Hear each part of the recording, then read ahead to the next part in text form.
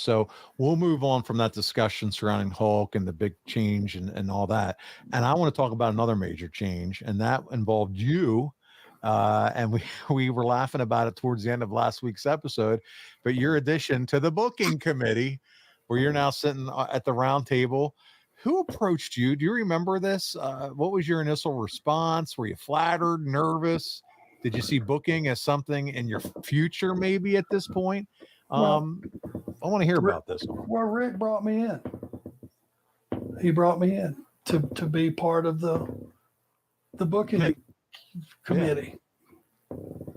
And then he loses his match and he takes off. So, okay, Arn, I want you to come in, You're a smart guy. I want you to lend your expertise. You can help me. Can help Kevin. You guys are great idea guys. And then he left. And that left me and Kevin and Jimmy Hart sitting in there. We were the booking committee. So I was learning on the job. But basically what I offered, and the reason that he brought me in is I had a way with finishes, making stuff make sense, things of that nature. I could be maybe considered myself the voice of reason, in a crazy business where you do a lot of haywire stuff. Somebody had to be there to reel you back in and go, hey, wait a minute, that might be a little too far. How about this? And that's where you have to bring so much value, and still could to this day, to an organization, is what you just said right there.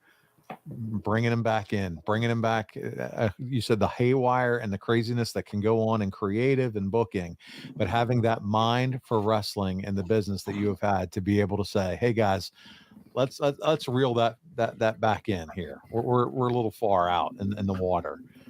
Man, that's so good. And our first question of the week comes from the professor, Drew Landry. And Drew said, did you enjoy booking, and did it give you another perspective on the business? I didn't necessarily enjoy it because it just meant more hours at the office. You got to remember now, I'm still wrestling, and I'm still wrestling in a spot the last 3 matches of the night, every night. So if I went to a house show, I would be responsible for going around, laying out all the finishes for the entire show, and putting my match together as well, which I could have been on last that night, or second to last, or third to the last, but I still had to be available for questions, people wanting to make changes, all those things that go on during the show.